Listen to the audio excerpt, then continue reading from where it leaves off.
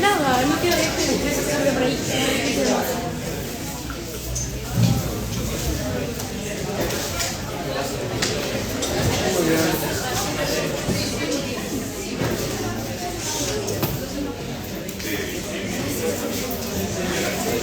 Se ve mucho.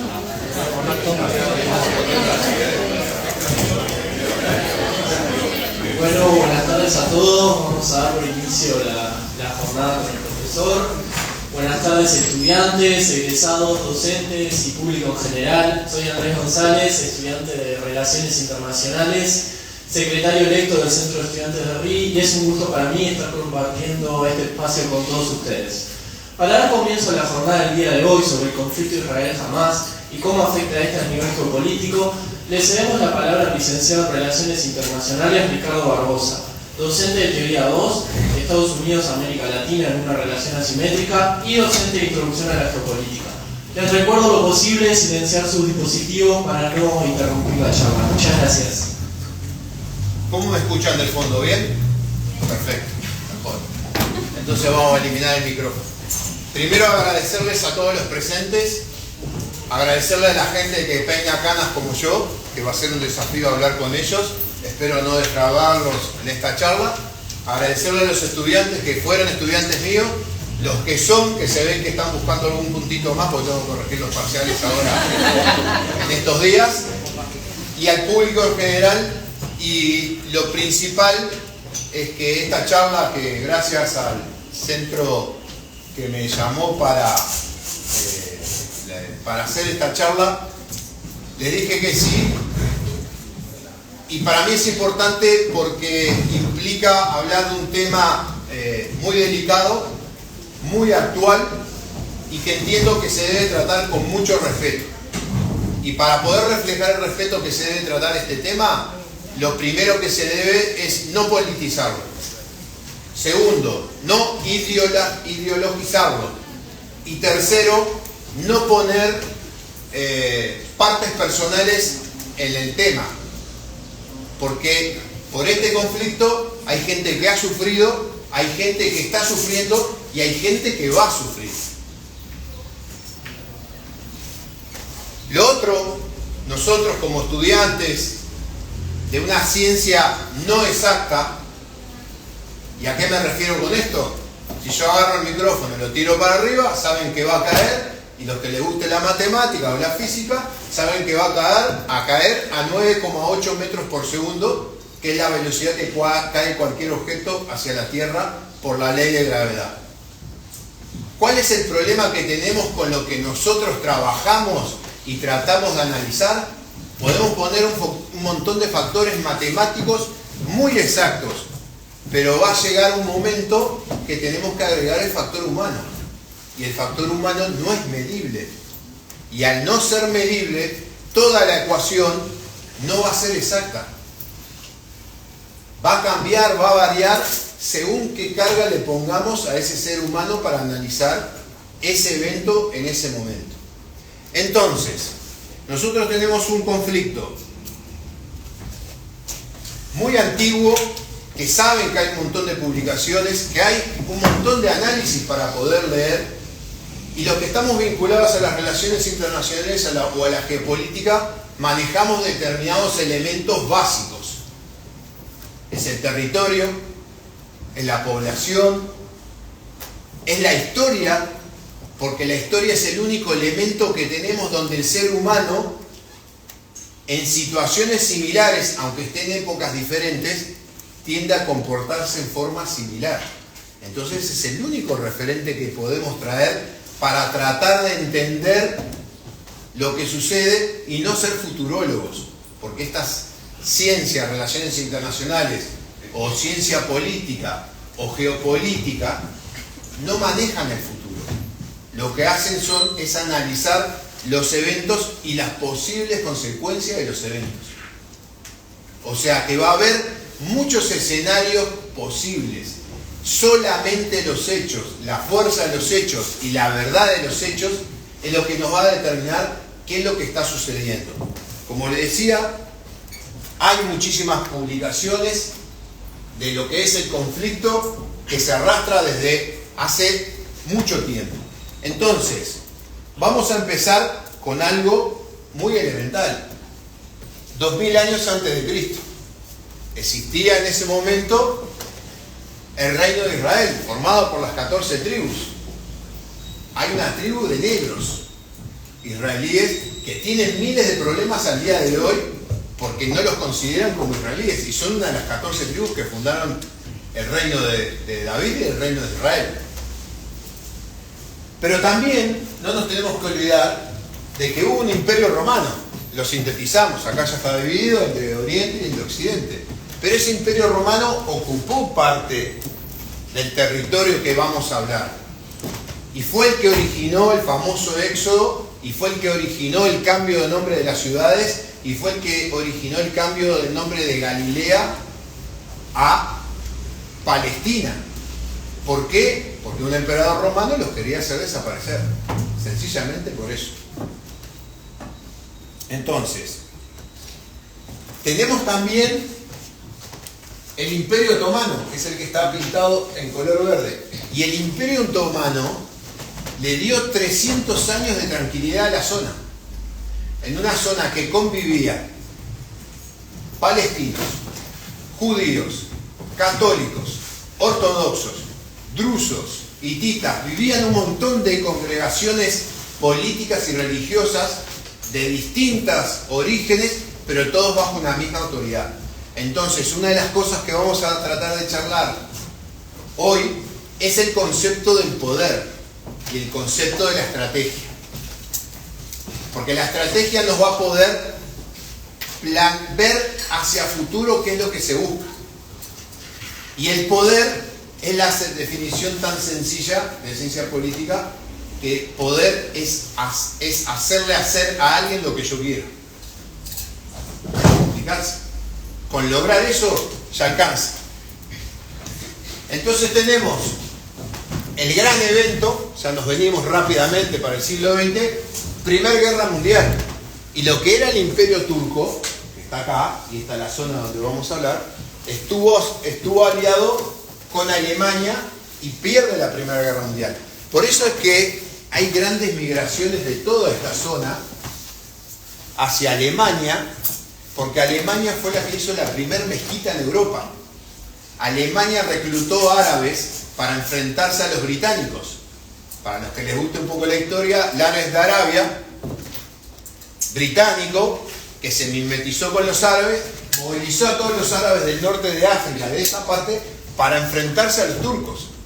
Los alemanes, por otro lado, las tribus árabes las llevaron para Alemania, los hicieron alojarse, y hubo el intento de grandes desarrollos económicos como el tren Berlín-Ankara.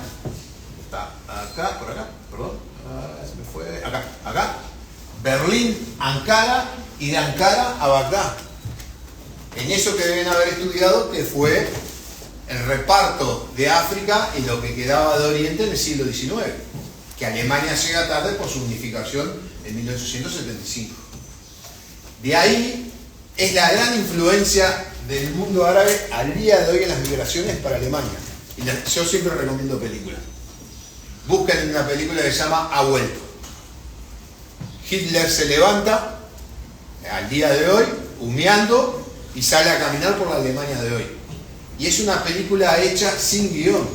El personaje se viste como Hitler y sale a caminar por Alemania y se filma toda la reacción de lo que ocurre.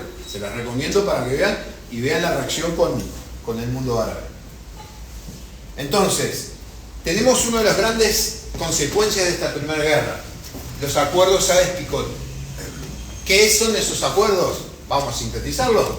Se arregla Francia, se arregla Inglaterra, históricamente todo el siglo XIX, toda la división de los territorios se hacía en un escritorio, y se reparte Francia e Inglaterra, lo que es la parte de la actual Palestina, de toda la península arábica. Los ingleses premian a los árabes con el nacimiento del Estado de Arabia Saudita,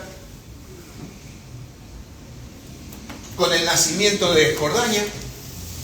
Los franceses premian con el nacimiento de Siria, con el nacimiento de Irak, y el nacimiento de Irán. Conceptos que en tribus árabes de esa época no se asimilaban o no se conocían. Y el concepto es del Estado. Los que han sido alumnos míos saben que repito hasta el cansancio que el Estado es una construcción artificial. Si no, díganme en la naturaleza dónde nacen los Estados. Y al ser algo artificial creado por el hombre, no tiene moral.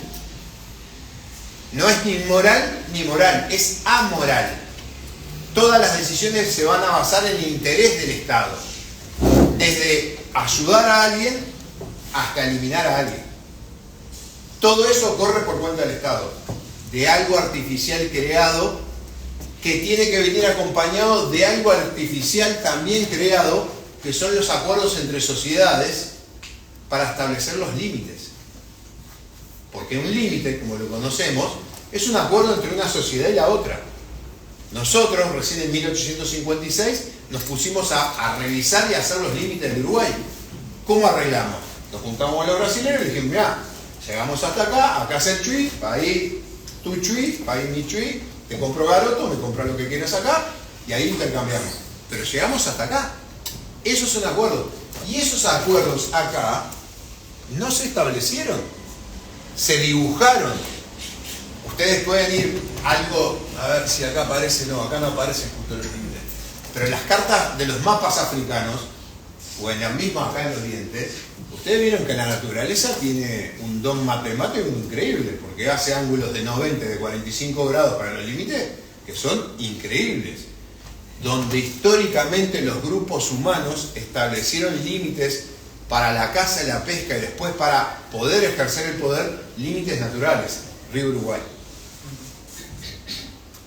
Todo lo fabricado necesita acuerdos, que en este caso no existían los acuerdos. Entonces vamos a empezar a ver un poquito quiénes estaban involucrados. Este señor es el mufti de Jerusalén, es el líder religioso árabe que existía en la ciudad de Jerusalén en los años 40, desde el 30 hasta casi el 50. Por el otro lado, tenemos a Ben Gurión, padre fundador del Estado judío de Israel. Una autoridad clerical, o sea que se juntaron los líderes religiosos y decidieron que él iba a ser el representante de ese nuevo Estado palestino que pretendían hacer. Y por el otro lado, los grupos migrantes que habían venido de la Segunda Guerra sobreviviendo del Holocausto, que venían acostumbrados de vivir en las democracias europeas, fundan un Estado demócrata, liberal y parlamentario.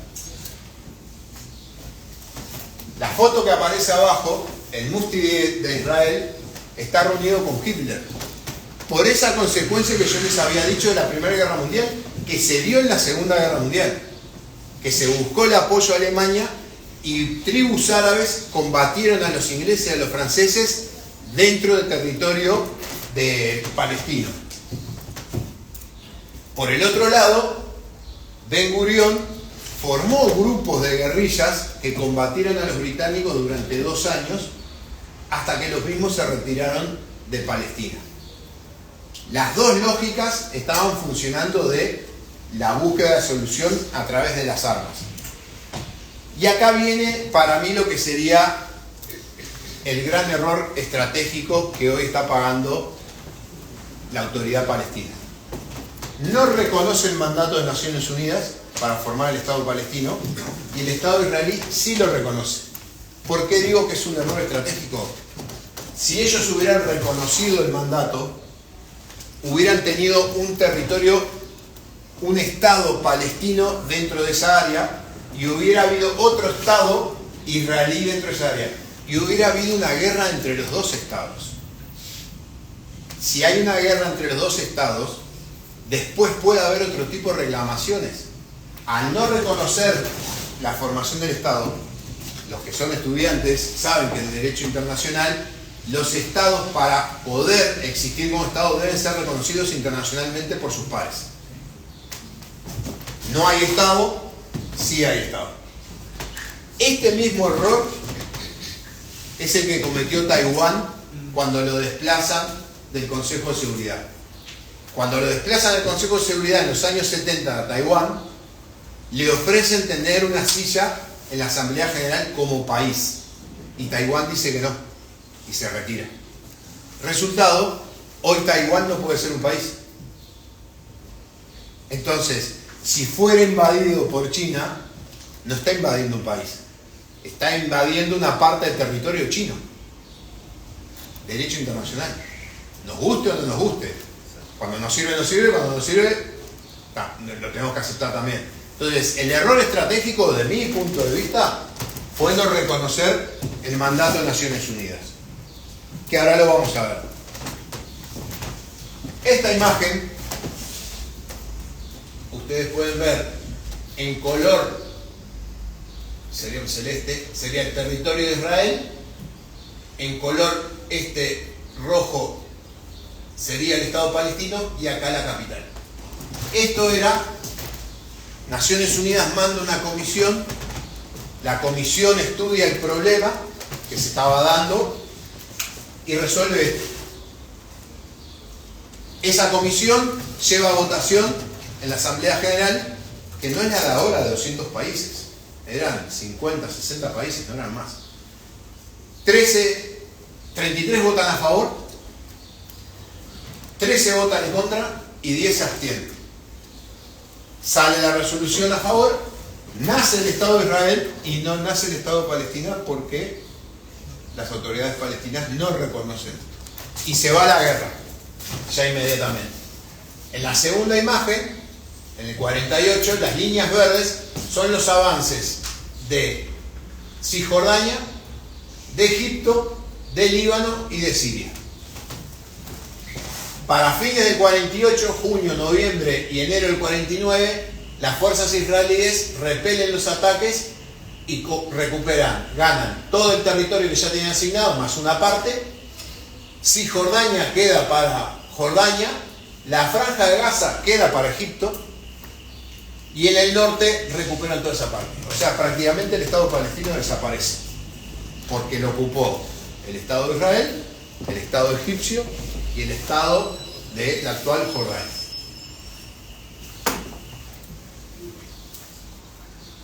A eso le van a seguir la famosa guerra de los 6 días. En 6 días Israel hace una guerra preventiva que se enfrenta en ese momento otra vez contra Egipto, contra Jordania y Siria.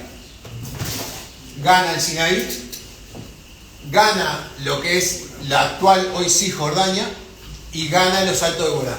Le saca a Siria, le saca a Jordania y le saca a Egipto.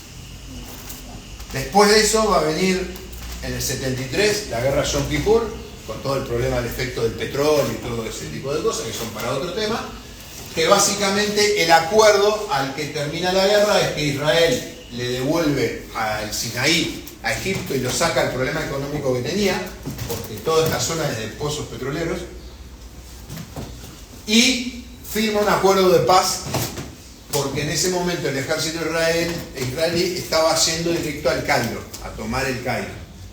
Y llega un telefonazo, plena Guerra Fría, 2 principales potencias, el resto potencias medias, llega un aviso de la potencia norteamericana, le dice a Israel, no entren en el Cairo, porque si entran en el Cairo, entra la Unión Soviética, y si entra la Unión Soviética, terminamos con bomba atómica. Israel, que había cruzado al otro lado, vuelve al Sinaí y para el conflicto. Ahora vamos a ver un pequeño resumen de todo este proceso. Como les había dicho, Israel, Palestina, Jerusalén, y acá tienen una linda línea de tiempo. 47, plan de la ONU, 48, independencia de Israel, oposición árabe al plan de la ONU, 49, Egipto ocupa Gaza y Jordania, Cisjordania, 56, Egipto nacionaliza el canal de Suez y cierra el estrecho de Tirán, guerra del Sinaí, 67, guerra de los 6 días, 73, guerra de Yom Kippur, 78, acuerdos de Camp Davis, empiezan por primera vez a buscarse soluciones pacíficas entre las dos partes. 82, primera guerra del Líbano, la Organización de Liberación de Palestina, que había estado ubicada en esta zona, se va para Jordania, se establece en Jordania y en el año 70 trata de dar un golpe de estado contra Hussein I, que era el rey de Jordania. Lo impiden, el rey Hussein de Jordania mata a miles de palestinos y expulsa al resto de los palestinos con Arafat para el Líbano. Después de que están en el Líbano, siguen atacando a Israel, Israel invade el Líbano. Ahí la OLP se tiene que ir para Túnez. Y por los acuerdos de Camp David se empieza a ver la posibilidad de la vuelta de la OLP. Guerra del Líbano, primera intifada, guerra religiosa con los movimientos árabes, acuerdos de Oslo, que es lo que se está hablando que ahora, que la creación de la Franja de Gaza y Cisjordania, administrada por la Organización de Liberación de Palestina, con una lógica de elecciones cada 5 años con partidos políticos. Para mí otro error. ¿Por qué digo esto? ¿Qué pasó con las primaveras árabes? Para poder existir partidos políticos y democracia y sistemas políticos tiene que haber cultura política. Si no hay cultura política, no hay sistema de partidos. Si no hay sistema de partidos, no hay democracia. Entonces, la democracia no es el mejor modelo de gobierno. Pero aparte, muchas civilizaciones viven mejor no en modelos de democracia, porque su cultura no les permite vivir en democracia. A una tribu no le hablen de democracia. En la tribu, en México pasa. En México el líder de un grupo tribal agarra las 300 credenciales de votación, va y vota por los 300 porque él decide, porque él es el líder de la tribu. Entonces, hay civilizaciones que el modelo democrático necesita un proceso de desarrollo cultural de generaciones, para que entiendan lo que son los partidos, lo que son los representantes, lo que son las reglas, el respeto a las reglas, las instituciones, la rotación en el poder. Acuerdos de Oslo. 2000, segunda intifada.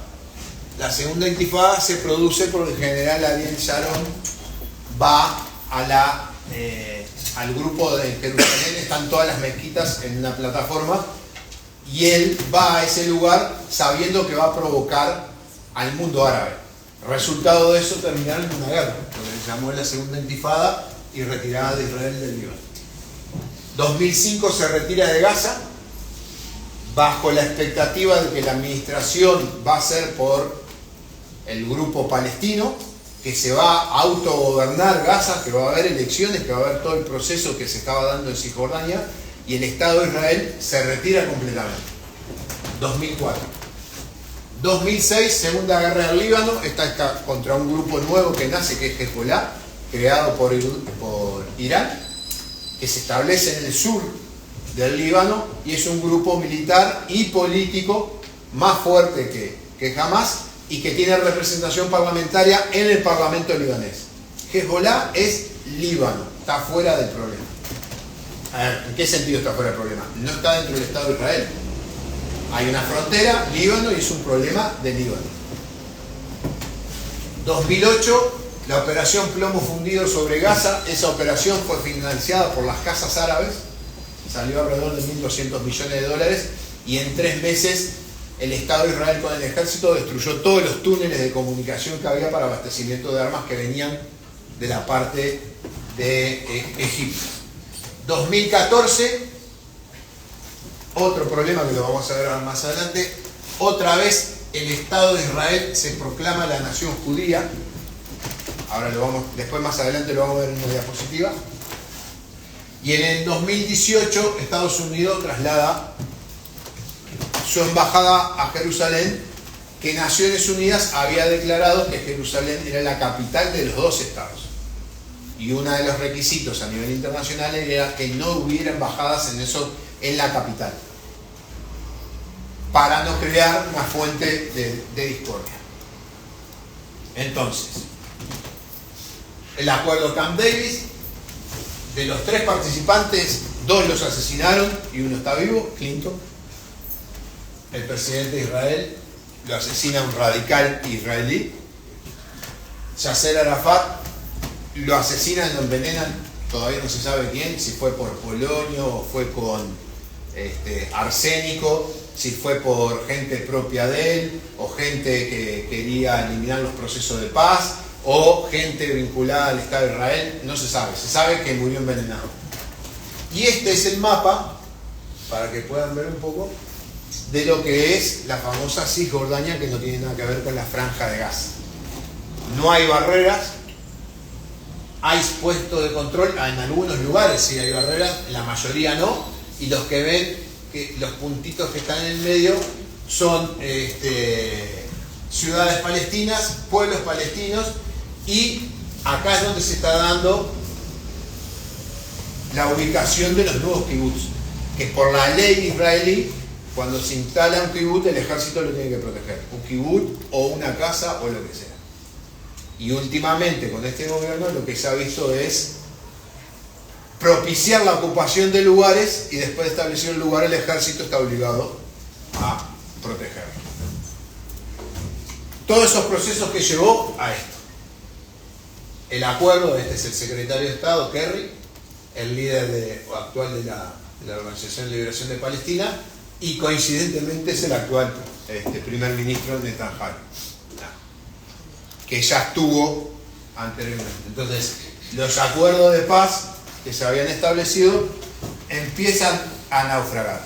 Ahora bien, vamos a entrar al problema del 7 de octubre. ¿En qué me apoyé? Porque como dije, esto va a ser un análisis de hechos en base a componentes teóricos para poder entender qué sucede. No busco responsables, trato de entender qué es lo que está sucediendo. El 3 de octubre, un compañero de ustedes va a defender esa tesis que justo coincidió, que es el conflicto sirio palestino-israelí, perdón. Y vamos a utilizar algunos de los autores clásicos de relaciones internacionales geopolíticas. Morgenthau, con su libro Política entre las Naciones, la lucha por el poder y la paz, ahí tiene un capitulito muy interesante que lo están viviendo todos, que es la opinión pública internacional. Ustedes deben haber visto la lucha que hay por la propaganda y por la emisión de información y la veracidad de la información.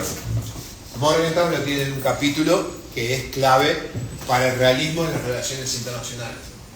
Otro amigo, Raymond Aron, francés, asesor de De Gaulle, es el que dice, vinculado a los temas de conflicto, es preferible no ganar pero no perder. No es el objetivo solo ganar, sino es mantenerse, estar y buscar que las condiciones se den para que a futuro yo pueda ganar. Huntington, Choque de Civilizaciones, donde él divide el mundo después de la caída del muro, determinada la Guerra Fría, el nuevo paradigma. Hay 11 civilizaciones en el mundo y hay algunas que se enfrentan más con otras. Y después, un grande de la geopolítica que ya falleció, Brzezinski, que sus libros, en por ejemplo, está todo el tema de Ucrania y plantea todos los problemas que va a tener Israel por estar inserto un estado de visión occidental en un mundo árabe totalmente autoritario. ¿Quiénes son los actores? A nivel local, los principales, el Estado de Israel, la Organización de Liberación de Palestina. Regionales, Turquía. Si ustedes leen los discursos de Erdogan, muchas veces habla de volver al viejo Imperio Otomano, donde la zona de Israel y de Siria es una provincia del Imperio Otomano. No es el único que está recordando viejas épocas o viejos poderes. Irán, que vamos a verlo ahora, tiene varias peleas internas y externas. Representante religioso, sucesor de Mahoma, líder del chiismo, que es el 20% del mundo islámico, pero prácticamente tiene, podría decirse, el 80% del poder. Estados Unidos, que ya saben que está haciendo presencia, nuestros amigos rusos, que saben que están haciendo presencia, que increíblemente, porque los que peinamos canas vemos cosas que antes no pensábamos ver. Hoy Rusia tiene una muy buena relación con Israel. No sale ningún misil de Siria hacia Israel. Israel no vende sus sistemas de defensa a Ucrania. Esa relación viene construida desde hace años y ha habido reuniones entre el primer ministro israelí, el actual y el anterior, con el presidente de Rusia. Y después la religión, el judaísmo por un lado, el mundo islámico y la civilización occidente y la civilización islámica. En este pequeño cuadro pueden entender un poco de lo que es el mundo islámico. Muere Mahoma. ¿Quién es el sucesor de Mahoma? Los católicos tuvieron ese mismo problema. Murió Jesús, murió Pedro, y de Pedro hasta el próximo ¿cómo se llama? Papa pasaron 300 años. Se juntaron un montón y dijeron: es este. Pum, tomá, te doy el anillo, y si no hay, lo fabrico, tenés el anillo papal, sos el papa. La discusión, los cristianos la zanjaron de una manera más civilizada. El mundo islámico tiene los sunitas y básicamente los chiitas, que son los principales. ¿Y cuál es la pelea? ¿Quién es el sucesor de Mahoma? Porque en el mundo religioso el poder lo da ser sucesor de alguien y tener la palabra y llevar la palabra de alguien. A ver, esperen, me comí una cosita. Esta rama, los wahabíes, ahora la vamos a ver, es Arabia Saudita, que bajo la tribu de Saúd en los años 30, cuando crean el Estado en los años 16 con Inglaterra, que le dan toda la península arábica, le dieron el lugar de la Meca y Medina, dos lugares principales del mundo islámico. Que ahora Netflix sacó un documental sobre el Haram. Haram es ese cuadrado que caminan los musulmanes para pedir perdón. Son 50 minutos, es increíble ver eso, porque es un lugar que tiene ya 1000 años, pero es el principal lugar. Todo el que practique la religión islámica tiene que peregrinar una vez a ese lugar. Entonces, Arabia Saudita hoy es el que maneja ese lugar. Entonces tiene ese poder de decir: yo tengo el lugar de Mahoma, yo soy el representante de Mahoma. Entonces, ellos, su doctrina se basa en la eliminación de las escuelas de interpretación del Corán, que los chiitas, Irán a la cabeza, generan escuelas en favor de seguir literalmente lo expresado por el libro sagrado. Por eso el chiismo tiene muchas escuelas de interpretación del Corán. Es el gran problema que tuvieron los cristianos cuando los protestantes le dicen a la iglesia: no es pecado acumular dinero, es pecado ostentar del dinero. Y no es pecado leer en lenguaje vulgar la Biblia. No necesito intermediarios entre Dios y mi persona para que me digan qué cosas dice en la Biblia. Y a partir de ahí se empiezan a traducir las Biblias en lenguaje vulgar, o sea, el lenguaje de cada uno de nosotros, para que cada uno lo interpretemos como quiera. Esto ha llevado, como ustedes saben, cuando planteé lo de las guerras, todo el mundo árabe estaba en contra de la creación del Estado de Israel. Y a lo largo del tiempo se ha dado que Egipto tiene un acuerdo con Israel, lo reconoce como Estado, Turquía también, Jordania también, Bahrein también, Emiratos Árabes Unidos también, el pacto de Abraham, que fue hace 2 años, Marruecos lo reconoce, la autoridad palestina reconoce al Estado de Israel. Y había negociaciones con Arabia Saudita. ¿Por qué se da esto? Hay nuevas generaciones, la lógica de la guerra es muy complicada. Como dije una vez en la radio, no puede ser que la lógica sea que los padres entierren a los hijos. La naturaleza marca que primero nos morimos los padres y después los hijos. Esa lógica no se puede invertir. En esa zona está invertida. Entonces, Emiratos Árabes, Bahrein, tanto Egipto, lo mismo Turquía y otros que vamos a ver ahora, desde hace mucho tiempo acumulan mucha riqueza, como mínimo desde el año 70, que fue la guerra Yom Kippur, el petróleo pasa a valer 4 veces más, y eso ha sido una acumulación de dinero impresionante. Pero también estas casas árabes, sus hijos y sus nietos, han ido a estudiar en Europa y tienen doctorados y postdoctorados. Y todas esas generaciones se están volviendo a sus países de orígenes porque saben que un día se va a terminar el petróleo. Entonces necesitan hacer inversiones. A ver, a los que les gusta el fútbol, la mayoría de las camisetas de los cuadros de fútbol europeos están auspiciados por grupos empresariales árabes. Entonces, el mundo árabe necesita reinvertir ese capital, pero no lo puede reinvertir si es enemigo de Israel, porque Israel es el principal aliado de Estados Unidos y de Europa. Necesita en ese proceso de apaciguar las aguas y poder llegar a negociaciones para tener un futuro previsible. Acá, por ejemplo, a diferencia de la otra, Arabia Saudita tenía negociaciones, Sudán tenía negociaciones, Omán tenía negociaciones. O sea, esto es un juego suma cero. Yo reparto 10 cartas a 2 personas, tienen 5 cada una. Si yo le saco a este una y se la paso a este tiene 6 y este tiene 4. Le saco otra, este tiene 7 y este tiene 3. ¿Qué quiero decir con esto? Si el mundo árabe, antes monolítico que apoyaba la liberación de Palestina, hoy se está vinculado a un nuevo Estado de Israel, ya no va a apoyar tanto la liberación de Palestina. Ni con recursos ni políticamente.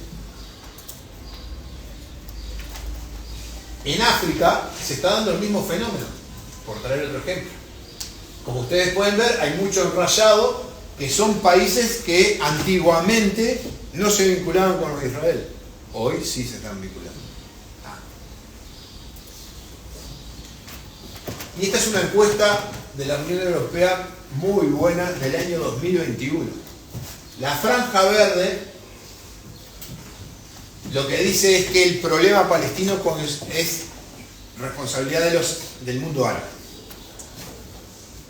La franja roja es que solo corresponde a los palestinos y la negra no contesta ni responde. Y ahí tienen los países que están vinculados con Israel.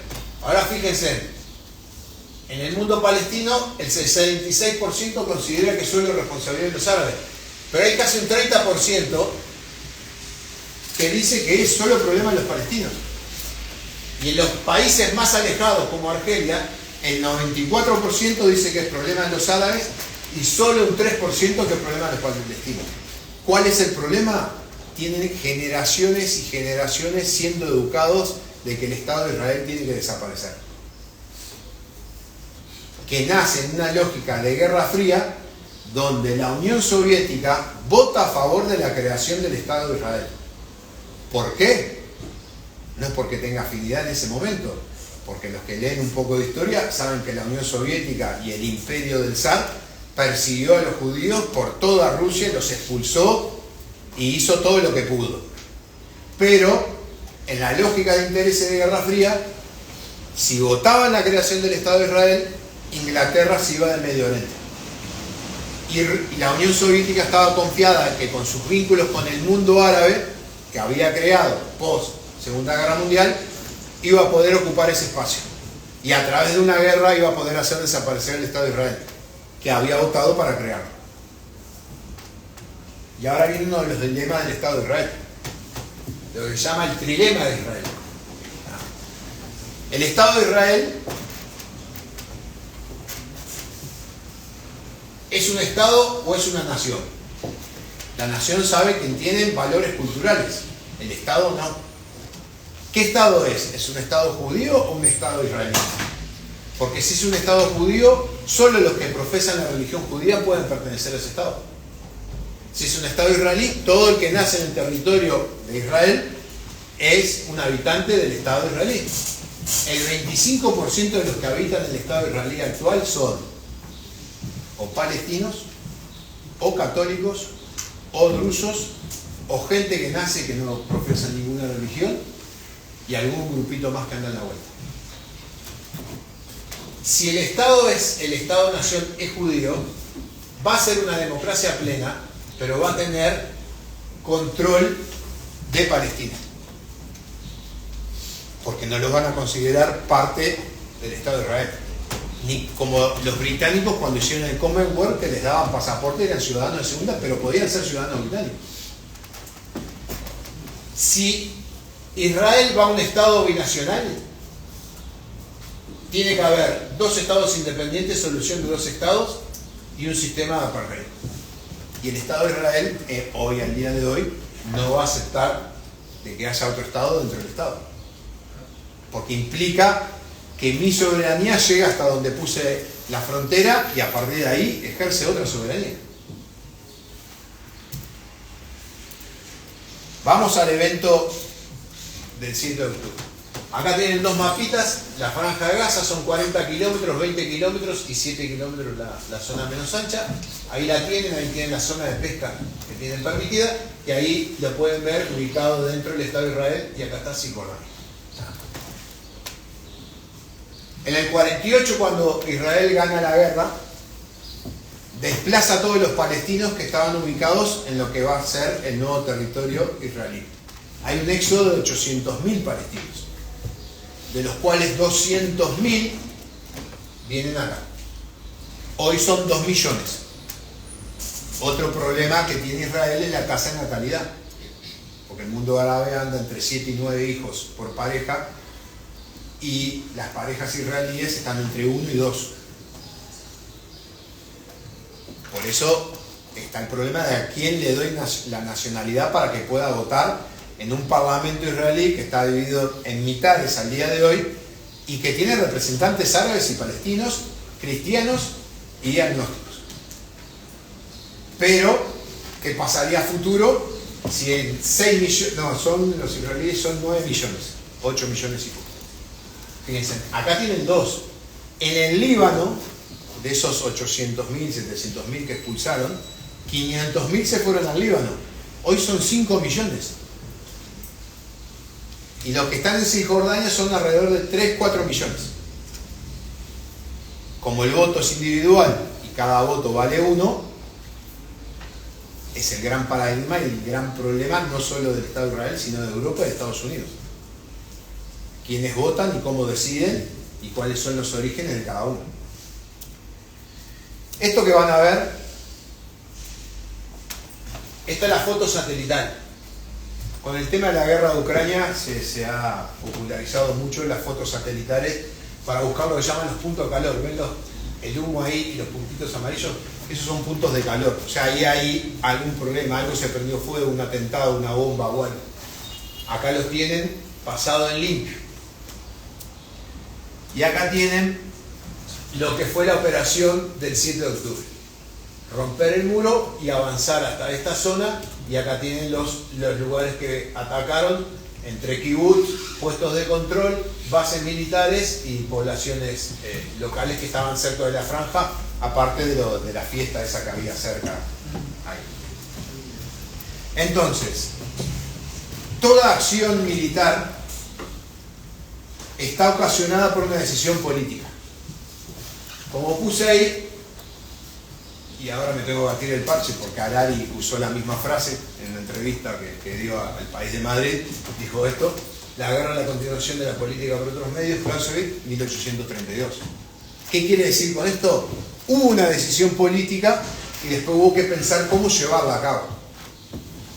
Decisión política, una planificación estratégica, cuál es el objetivo deseado y cuál va a ser la acción militar. Que no tiene que ser inmediato, como esto se sabe que llevó una planificación por lo menos mínimo de 2 años. La otra vez discutía con una alumna, no tengo ni Twitter ni Instagram. En 120 palabras no puedo analizar nada. Ahora me dicen que es libre. Nadie escribe más de 240 palabras, no se puede analizar nada. Y por una foto no se puede analizar nada. Entonces el tiempo da la justa medida para poder entender las cosas. ¿Qué es lo que buscaba Hamás? Lograr la centralidad en la lucha por Palestina entre sus pares. Dentro de Cisjordania y de Franja Gaza hay varios grupos extremistas. Entonces, la primera regla del Estado, que la planteaba Weber, a principios del siglo XX, el cientista político, el monopolio de la fuerza lo tiene que tener el Estado. No lo tenía el Estado. Porque está Hamas, está la Yihad Islámica, hay varios. Entonces en Franja de Gaza no lo tiene y en Cisjordania tampoco lo tiene. Por eso necesitaba decir: yo soy el que mejor combato al que dijimos que íbamos a combatir. Buscar la reacción del Estado de Israel desmedida e irracional. ¿Cómo se logra? A través de un acto de terrorismo. ¿Cuál es la esencia del terrorismo? Difundir el terror. ¿A través de qué? De acciones, y la gran palanca, los medios de prensa. Entonces, hoy ustedes están viviendo esa guerra de la opinión pública que planteaba Morgenthau en su capítulo, creo que es el 6º, a través de todas esas imágenes y todo lo que está pasando. Pero la reacción es parecida a lo del 11 de septiembre. Fíjense en que 3.000 muertos, 2 torres tiradas, que 3.000 muertos si van a África o Asia, ocurre un montón de veces en un día. Pero fue en determinado país, y ¿qué es lo que se buscó? La reacción. ¿Qué logró esa reacción? La invasión de Irak y la invasión de Afganistán. Entonces, hoy ustedes tienen que ver cuál es la reacción del Estado de Israel, porque es una democracia, tiene la presión de la opinión pública, que es el que vota al gobernante.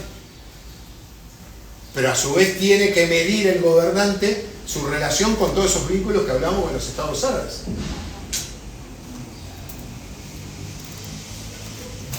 Y tiene que ver si ese conflicto involucra actores regionales y grupos de lucha menor radicales que hay en la zona. Se hablaba de poder habilitar el corredor chií que iría desde Irán hasta Israel, que tenía que pasar por Irak, tenía que pasar por Jordania para llegar a Israel.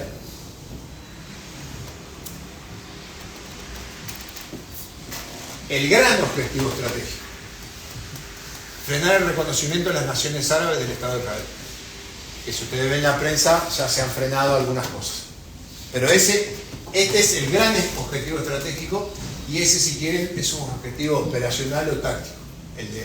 El de ser entre los pares, buscar la reacción para lograr esto. Involucrar a las potencias occidentales. Estados Unidos ya está ahí. Rusia no puede, por lo que está sucediendo en Ucrania. Buscar un conflicto generalizado entre Oriente y Occidente. Lo que pasó en Bélgica, lo que pasó en Francia, lo que pasó en Noruega, Suecia, y lo que puede pasar en muchos países donde haya gente radical que tome esto como propio y comience a hacer acciones. ¿Por qué impresionó tanto en la sociedad israelí? Estas son las bajas que ha tenido Israel desde la guerra de Yom Kippur, la última gran guerra, para acá. 2.500 muertos, 7.500 heridos, y acá tuvo 1.300 como mínimo y 3.500 heridos. En una acción de un día. Acá estamos hablando de casi 2 meses de guerra, de ejército contra ejército. Y en el 2014, que fue el pico, 52.469. Bajas acumuladas, muertos y heridos. Otra vez lo mismo. Ahora, y lo que le está pasando a Hamas, que ahora ha aumentado el número. Pero esto fue en el primer día, los 2 primeros días. La respuesta israelí. Como ustedes ven, se hace una respuesta grande, pero no llega a lo que pasó en el 73. Pero para el Estado de Israel, esto es muy importante. La respuesta: bloqueo, Turquía, que trata de intervenir, corta el agua y la electricidad, y Egipto cierra la frontera. Para las decisiones militares, yo sé que hay un dicho que nosotros los militares nos pasamos tomando mate, no hacemos nada, con buena salud ascendemos. Pero el tema militar es muy complejo. Hay que ver cuál es la situación, hay que ver el poder político que me asigna, con qué principios, son los que llaman las ROEs, Rule of Engagement, o sea, reglas de enfrentamiento, qué puedo hacer, qué no puedo hacer cuando voy a combatir. ¿Qué supongo que puede pasar? Tengo que prever lo que pueda pasar. ¿Con qué? Con la organización, las tareas generales, los recursos y las directrices para buscar esa solución. Yo en la radio cuando me preguntaron dije, lo peor que para un militar es la guerra urbana. Deben haber visto miles de películas. Hoy el escenario más benévolo que está manejando Israel, si entrara así a barrer dentro de Franja de Gaza, son 10.000 bajas del ejército israelí, multipliquen por 6, de Hamas están hablando entre 60.000, 70.000, 100.000 muertos. Y ahí hay otro problema, que yo por lo menos en las misiones de paz uno lo experimenta, es que la persona que pasa por al lado uno no sabe si va a atentar contra mí o me viene a pedir algo. Entonces es un tema de mucha tensión y abre mucho la posibilidad que se cometan errores humanos. Porque al final los soldados son seres humanos que están viviendo una situación de inseguridad básica que es o viven o mueren. Las decisiones militares involucran todo esto, la parte política, la económica, la infraestructura, la información, la parte social, la parte militarmente dicha, cómo se conectan esos nodos para tomar las decisiones de lo que se va a hacer o lo que no se va a hacer. Se va a hacer acciones de propaganda, se va a hacer acciones diplomáticas, se va a hacer acciones comerciales, porque yo le decía la otra vez a una persona, cada vez que tiran cohetes para Israel y suenan las alarmas, económicamente el país se para. ¿Cuánto cuesta eso? ¿Cuánta plata pierde por eso? También tienen, sería la matriz de toma de decisiones, donde están los dominios espaciales, aéreos, el económico, social, la infraestructura, la información, el militar, el político dentro de los sistemas, la información que hay, los adversarios, el tiempo, la parte sociocultural, el espectro electromagnético, celulares, comunicaciones celulares, meteorología, oceanografía, otros factores. Todo eso se maneja para poder tomar una decisión militar. ¿Por qué les estoy mostrando esto? Porque esto sería la respuesta lógica del Estado de Israel. Como cuando Sharon visitó las mezquitas y comenzó la segunda intifada, él sabía que iba a ser una provocación y que iba a provocar una reacción. Y que iba a obtener rédito político de esa acción. Y ahí fue la segunda intifada con la cantidad de muertos que hubo. Entonces, básicamente Israel revisa en el 95 cómo va a actuar. El objetivo principal es fragmentar el sistema adversario. No busca ocupar el territorio, porque después ¿qué hacen con el territorio? ¿Qué hacen con la gente que está en ese territorio? La herramienta diseñada es una filosofía postmoderna basada en literatura, crítica, psicología y arquitectura. Eso es lo que se les enseña a los altos mandos para que después vayan a tomar las decisiones. Eso se empieza a aplicar a partir del 2006. Entonces, crear efectos con una campaña aérea para que haya una retirada, no se busca la destrucción directa de las capacidades militares, obligar al que está como autoridad a actuar y se descarta la operación terrestre a gran escala. Porque no importa lo bueno que sean, por ejemplo estúpido.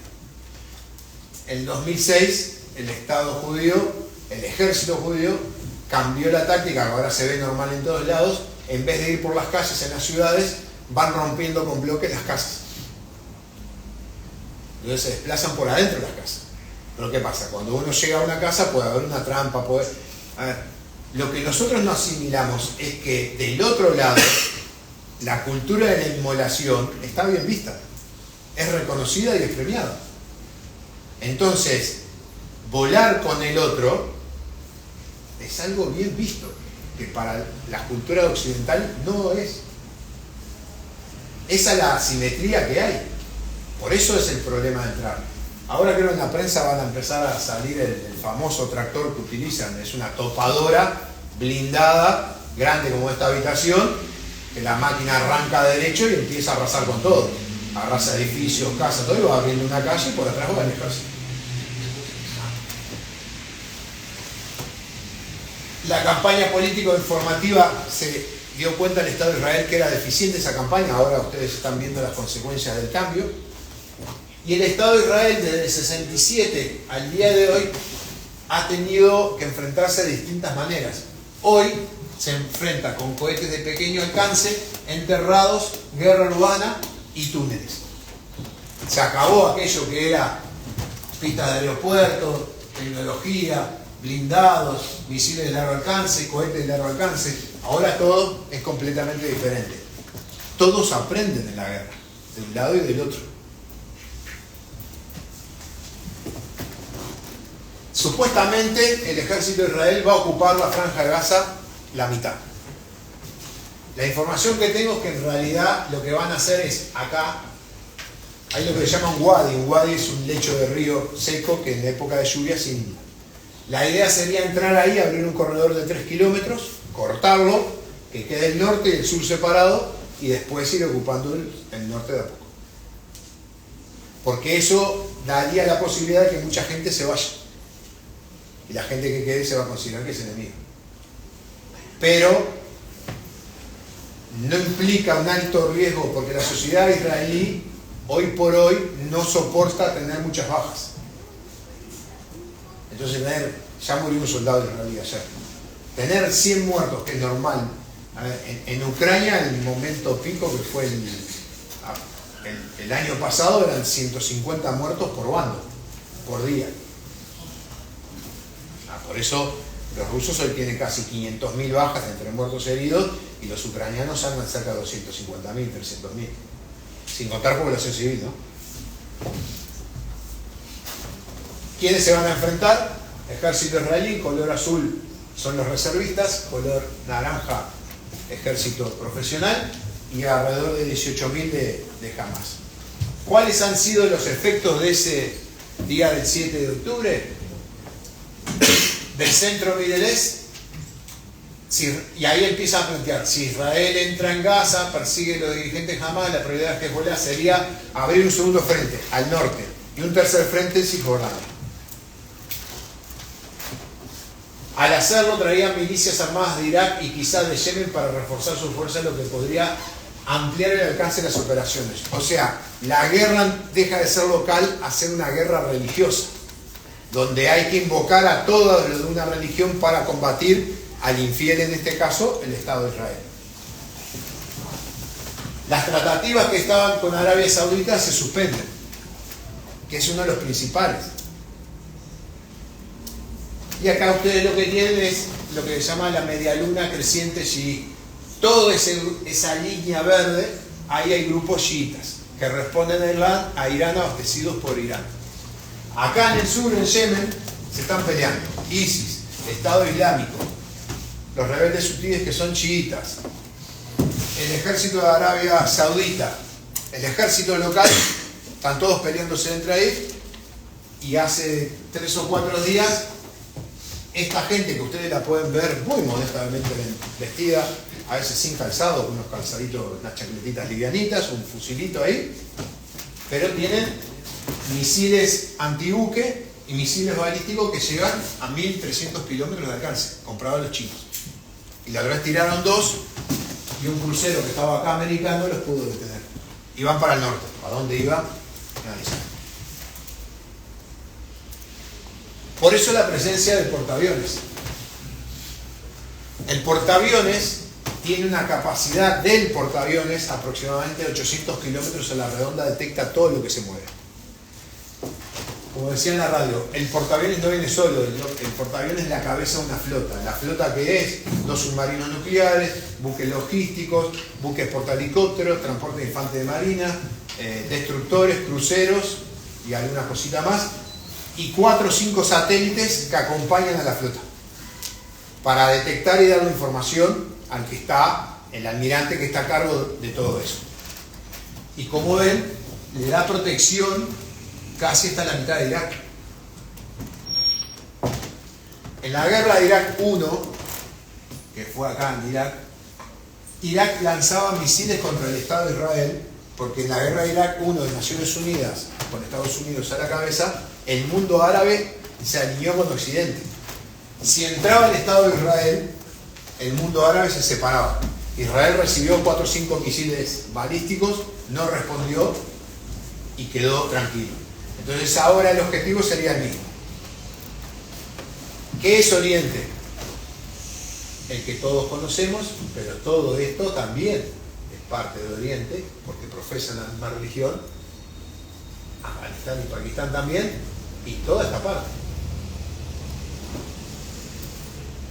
Entonces, ¿qué planteamos? ¿Una guerra entre civilizaciones? ¿Una guerra cultural? Huntington había dividido en civilizaciones. Nosotros somos la latinoamericana, acá está Occidente, Europa, Estados Unidos, Israel tiene esa cultura, y acá está el mundo árabe. Y si ustedes ven acá, cuanto más oscuro es peor la relación. Mundo occidental, mundo islámico. Pero también el problema es qué información procesamos. A través de las redes, a través de los medios de comunicación o a través de lo que quieren transmitir los medios de comunicación. El mundo islámico ha avanzado en el tema de comunicaciones. Eso es en el 2002, Osama Bin Laden en el 2002, ya ISIS en el 2014 y Estado Islámico en el 2014, que fue el que pegó el salto. Eran casi películas de cine, porque no se olviden de que hubo 80.000 occidentales que profesaban la religión islámica que fueron a pelear a Irak por el Estado Islámico. La mayoría jóvenes con estudios terciarios de todo nivel. Entonces, ¿es eso o vamos a quedar en esto? En Orwell 1984. Recomiendo a los que no la leyeron que la lean, que es chiquitito el libro, es muy interesante. Está la película en blanco y negro en YouTube, textual como un libro, donde básicamente el protagonista trabajaba en el Ministerio de la Verdad y lo que hacía era recibir documentos que, si esos documentos no coincidían con lo que se hablaba en el presente, cambiaba la hoja y ponía una nueva y lo guardaba en la biblioteca.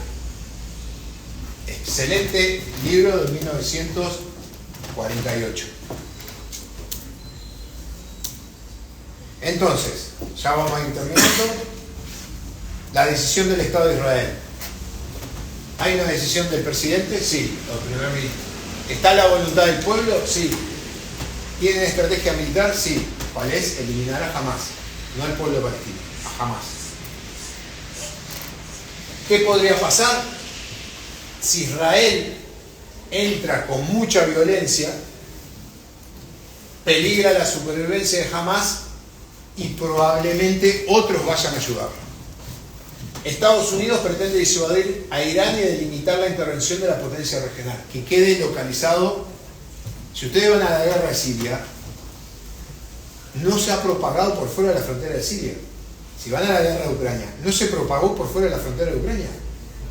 Porque hay un acuerdo no escrito de no expandir los conflictos, pues si no terminamos en la Segunda Guerra Mundial o en la Primera Guerra Mundial. La respuesta árabe se acrecienta, un riesgo alto de escalada.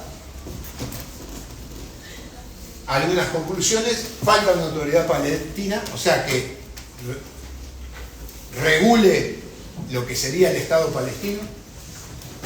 La pregunta es un choque de civilizaciones? ¿La lucha es por sobrevivir en el Estado de Israel y del Estado palestino?